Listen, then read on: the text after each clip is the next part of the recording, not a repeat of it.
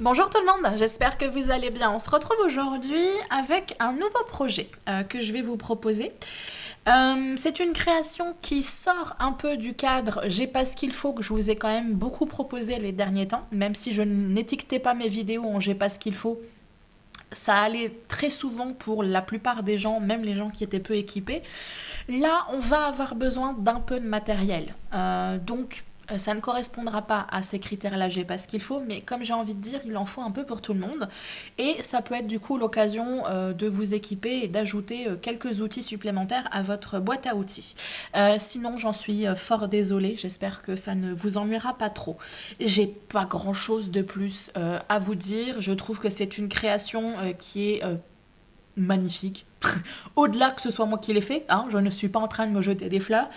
C'est vraiment quelque chose que je trouve vraiment très très joli, qui sied bien à la thématique de la fin d'année, des choses un peu festives, brillantes, riches au niveau des couleurs, etc. Si c'est un projet qui vous intéresse et surtout que je vous ai bien vendu tout ça, je vous invite à rester avec moi pour la suite.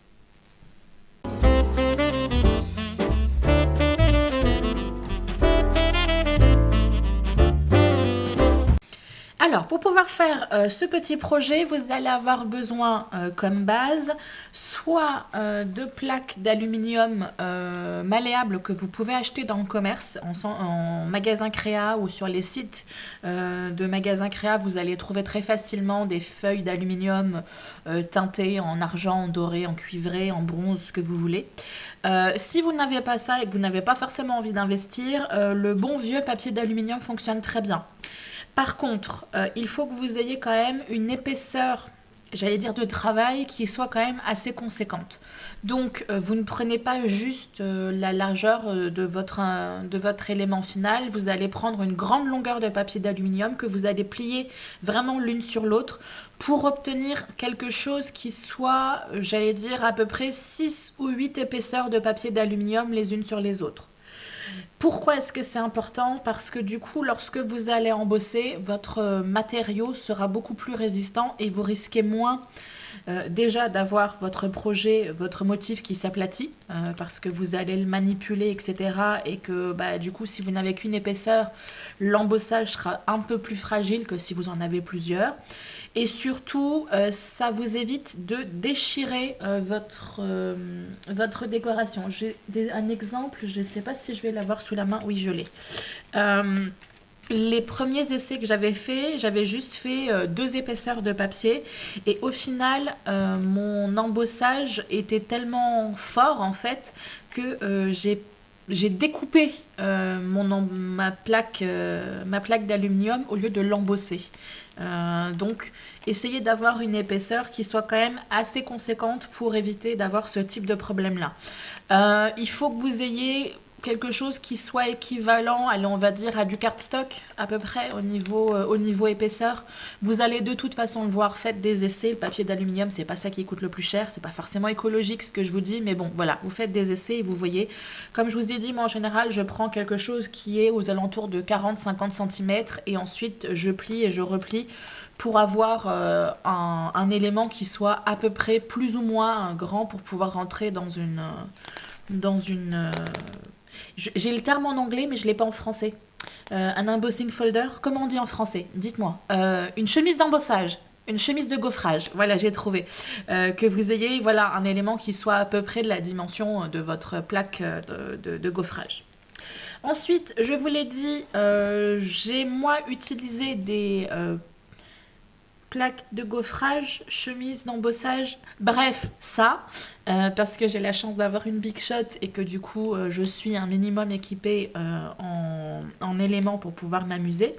Si vous n'avez pas ces chemises à embossage, pas de panique, vous pouvez totalement utiliser votre base d'aluminium à peu près exactement comme ce que moi je vais faire. Vous avez juste besoin d'avoir une surface qui soit assez souple. Donc moi j'utilise un vieux tapis souris. J'ai juste enlevé la partie tissu qu'il y avait dessus. C'est quelque chose qui me servait beaucoup quand j'avais pas ma Misty pour faire des tamponnages, être sûr que tout mon tampon était bien embossé, enfin tamponné. Mais ça peut également servir pour faire de l'embossage, j'allais dire main libre. Et dans ces cas-là, vous allez avoir besoin d'un élément qui soit assez fin, mais en même temps pas pointu, pour pouvoir travailler votre papier d'aluminium. Donc moi j'ai des outils d'embossage avec des embouts plus ou moins larges. Ça s'achète également dans le commerce. Mais si vous n'avez pas ça, essayez de trouver un... Alors là, c'est beaucoup trop large, mais des manches de pinceau qui soient vraiment pointe arrondie ou des... voilà, tout élément, j'en ai pas sous la main là pour vous montrer, j'ai pas forcément d'exemple, je suis désolée, j'ai juste ça. Mais vous voyez ce que je veux dire. Un élément qui soit assez fin pour pouvoir faire les motifs que vous voulez, mais qui soit arrondi pour pas tracer trop fort et percer votre papier d'aluminium. Donc vous pouvez totalement réaliser des motifs, des feuilles de houx, des poinsettias, etc. Vous amuser. Attention par contre, si vous décidez de faire du texte, et que vous voulez vraiment avoir la partie bombée, donc la partie embossée comme étant votre élément de décoration, lorsque vous allez écrire, si vous décidez d'écrire un joyeux Noël ou un bonne année, faites en sorte que ce soit écrit à l'envers. Ça va être une petite gymnastique à avoir parce que du coup, une fois que vous retournez, il faut que vous puissiez lire le motif. Ensuite, qu'est-ce que vous allez avoir besoin Vous allez avoir besoin d'encre à alcool. Essayez de choisir 3 4 grands max couleurs que vous allez utiliser sur votre élément. Si vous en utilisez trop, vous allez retrouver avec un élément qui va ressembler à un truc un peu marron. Alors ça peut être joli, hein, le rendu peut être vraiment très joli, mais c'est pas forcément le rendu que vous espériez initialement. Ce qu'il faut savoir, c'est que les couleurs que vous allez poser, elles vont à un moment donné plus ou moins se fondre les unes dans les autres.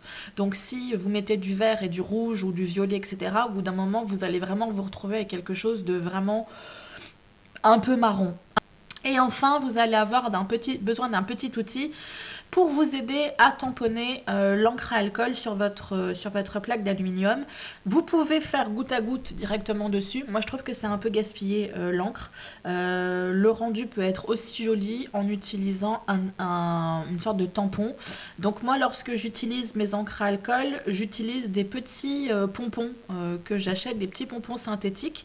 J'achète un gros paquet. En général, ça me fait plusieurs années parce que j'utilise pas non plus tous les jours mes encres à alcool.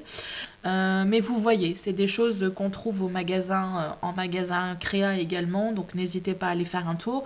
Et pour éviter de trop me salir les doigts ou les ongles, parce que l'encre à alcool, ça tient bien même au lavage, vous pouvez fonctionner hein, comme ça, mais c'est pas forcément très confortable. J'utilise une petite pince Bruxelles, je crois que c'est comme ça que ça s'appelle, et du coup je maintiens mon pompon avec la petite pince Bruxelles, et ensuite j'ai plus qu'à poser ma couleur sur mon pompon et venir travailler. On va pouvoir attaquer, donc moi j'ai déjà... Dans un souci pour gagner du temps, j'ai déjà embossé tout ça. Moi je vais utiliser donc 2 encres à alcool donc de chez Ranger, hein. Moi la majorité c'est Ranger, Adirondack. J'en ai une qui est couleur vert bouteille et qui s'appelle Bottle, et l'autre qui a un vert un peu plus lumineux et qui s'appelle Meadow, avec mon accent super extraordinaire de la mort qui tue. Je vais commencer avec le plus foncé. Donc comme je vous ai dit, moi je prends ma couleur et je viens la poser sur ma mousse. Je referme bien parce que ça sèche vite hein, l'encre à alcool. Et je viens tamponner, tout simplement. Donc si vous êtes pressé, comme je vous l'ai dit, vous pouvez poser directement, je vais vous montrer. Vous pouvez poser directement des gouttes d'encre à alcool sur votre support. Peut-être le faire pour le tout début, mais je vous déconseille de faire ça pour l'ensemble de votre projet parce que chacun fait comme il veut. Hein. Mais voilà, personnellement, je trouve que c'est gaspiller un peu de couleur pour au final avoir le même rendu en tamponnant directement comme ça. C'est juste qu'on prend un peu plus de temps pour déposer la matière. Vous voyez, je pense que là, chacun a ses façons d'utiliser les encres à alcool qui leur sont très personnelles. Voilà, je vais venir apporter Je sais pas si vous voyez vraiment parce que du coup avec les reflets, la lumière et les reflets, vous voyez peut-être pas grand-chose. Je suis désolée, mais là je peux pas faire autrement. Il faut qu'il y ait la lumière parce que sinon, bah, vous voyez rien. On a beau être en plein jour, le temps est très sombre en ce moment. Donc j'ai vraiment besoin de la lumière, sinon vous voyez rien de votre côté. Vous voyez rien parce que c'est dans l'ombre. Là vous voyez rien parce que c'est lumineux. Je me comprends. Donc je vais peut-être pas filmer l'ensemble du processus, mais grosso modo, voilà, je suis sur une succession comme ça de tamponnages de manière plus ou moins aléatoire de ma couleur sur mon papier d'aluminium. Du coup, je vais vous montrer. Pour l'instant, on est à un élément un peu comme ça. Donc du coup, je joue vraiment sur la tonalité des deux couleurs. Je trouve ça très joli de venir nuancer un petit peu les deux couleurs. C'est un peu ce que j'ai fait ici, mais du coup avec du rouge. J'ai un rouge beaucoup plus vif et j'ai un rouge un peu plus bordeaux. Et du coup, je fais jouer en fait les deux couleurs et ça fait des reflets qui sont assez sympathiques. Donc pas forcément besoin, comme je vous ai dit, de 50 millions de couleurs et de chercher la complication. Je vais mettre un petit peu de doré quand même.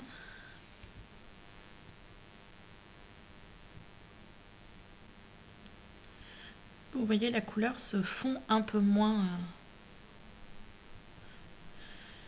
Je sais pas si c'est parce que mes bouteilles sont quand même assez vieilles. Mais ouais, mon doré est un peu. Je sais pas. Ou alors c'est vraiment le doré. Je me rappelle peut-être plus que c'était comme ça dès le départ. J'en sais rien. Quand je pourrais me le permettre, j'essaierai de compléter ma collection et éventuellement refaire mes stocks. Parce qu'au final, c'est vrai que j'aime bien travailler avec les encres à alcool. Voilà. Je vous remontre. Je sais pas si vous voyez. Moi, au niveau du retour image, je vois un rectangle lumineux. Mais je vois pas forcément les détails. Après, c'est au montage. Je me dis, waouh, mais si, en fait, on voit. Alors, j'ai terminé de mon côté ma petite création, donc je vais vous montrer tout ça et je vais vous expliquer tout ça. Donc, je vous avais quitté où je faisais mon travail d'ancrage avec mon petit outil et mes petites encres à alcool. Donc, j'ai rien fait de particulier de plus une fois que je vous ai quitté. Par contre, j'ai décidé de venir travailler des petites touches de couleur. On le voit. Des petites touches de couleur pour mettre en couleur en fait les petites baies en rouge. Et comme je ne voulais pas refaire la même petite bêtise que j'avais fait ici sur celle-ci, où finalement le travail avec des encres rouges faisait que c'était trop dilué, on voyait pas assez en fait un point focal rouge. J'avais essayé d'accentuer ça avec de la paillette, ça n'avait pas vraiment fonctionné. Donc du coup pour ici, d'autant plus que les petites baies sont vraiment toutes petites, je suis venue travailler avec de la peinture acrylique et un pinceau ultra méga fin. J'ai vraiment pris un pinceau qui était vraiment très très pointu pour venir apporter tout simplement ma petite touche de couleur. Ensuite, pour pouvoir mettre en valeur votre plaque d'aluminium, vous avez, j'ai envie de dire, deux solutions. Cette variante-là, on est sur un matage avec un papier. Encore une fois, je répète pour ceux qui ne connaissent pas le mot matage, le fait de mater un papier ou de mater une photo, c'est qu'on vient apporter un papier en arrière qui va venir créer un cadre, comme ici avec le papier pailleté rouge. Ça fonctionne avec des éléments que vous allez créer, des tamponnages, des plaques comme ça ou d'autres décorations, et ça fonctionne également avec les photos. Donc ceux qui font du scrap doivent très certainement reconnaître le terme, le vocabulaire. C'est un mot qu'on utilise énormément en scrap. Pour la carterie, c'est un peu la même chose. On peut utiliser la technique du matage. Donc on va venir mater avec un papier en arrière, un papier qui va venir soit contraster complètement, soit venir apporter un petit rappel de couleur. Ici, comme je vous ai dit, c'est un mauvais exemple parce que j'aime pas du tout ma création. Mais ici, comme j'avais des éléments rouges pailletés, j'avais décidé d'apporter une touche de pailleté avec un papier pailleté en arrière qui venait faire popper un peu les couleurs. Ici, j'avais un papier doré qui vient en fait rappeler les petites touches de doré que j'ai dans ma composition, ainsi que les petites perles. Et ici, je suis venue dans l'idée de rester dans quelque chose de très rougeoyant, de très mordoré, mais je voulais quand même apporter un petit coup de couleur, un petit coup de peps, un petit coup de lumière, parce que sinon ça aurait paru très très sombre. Donc je suis venue apporter un papier pailleté marron qui à mon avis va très bien avec l'ensemble. On apporte vraiment un point focal lumineux avec les perles, mais sinon on apporte un peu de lumière également avec le papier maté en arrière.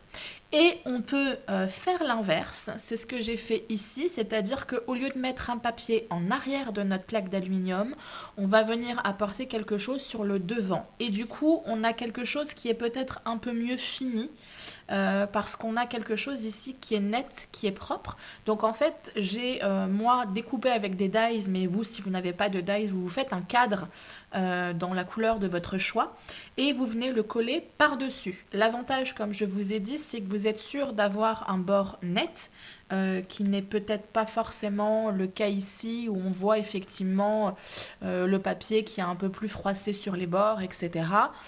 Voilà, c'est un aspect qui peut être joli, qui peut être intéressant. Maintenant, si vous voulez quelque chose de beaucoup plus propre, un petit cadre. Là, j'ai décidé d'aller dans un style que j'aime beaucoup, et vous le savez, c'est un peu rustique, un peu country, etc. Donc, je suis venue apporter ma couleur favorite, le craft, et du coup, je suis venue apporter une petite touche je sais pas, de shabby, même pas. Une petite touche lumineuse qui vient faire un rappel de mes petites baies ici avec une ficelle bicolore. Et vous avez une création. Alors là, pour le coup, je suis pas forcément d'avis de venir mettre un élément avec un titre, un texte, un sentiment quelconque. Personnellement, là je parle vraiment à mon avis, ça gâcherait un peu l'esthétique que vous avez créée, mais ça reste totalement possible, hein. J'aurais très bien pu venir mettre quelque chose ici ou sur le côté en faisant une petite bannière que vous venez apporter sur le côté, voilà.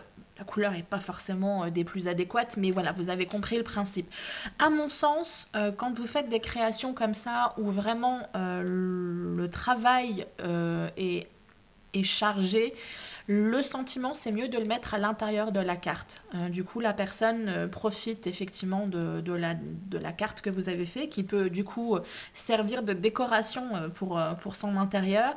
Et ce que vous avez à lui dire se trouvera à l'intérieur de la carte. Et du coup, vous ne surchargez pas encore plus un élément qui est certes joli, mais qui est déjà très, très prononcé au niveau intensité couleur et au niveau charge visuelle. C'est une réalisation que moi je présente sous la forme de cartes, parce que vous savez que moi je m'exprime beaucoup à travers des cartes, mais vous pouvez totalement décider de proposer cette création sur un format peut-être un peu plus grand, et de le coller par la suite sur des cartons entoilés, vous savez, les petites toiles cartonnées toutes fines. Et puis du coup faire un élément mural, ça peut vraiment être quelque chose de sympathique. Donc je vous laisse gamberger là-dessus par rapport aux possibilités que vous pouvez avoir par rapport à ça. Écoutez, j'ai pas grand chose de plus à vous dire, c'est finalement une décoration qui est assez simple à faire. J'espère que cette petite création là vous a plu, je vous dis à très très bientôt, et d'ici là faites attention à vous. Bye bye.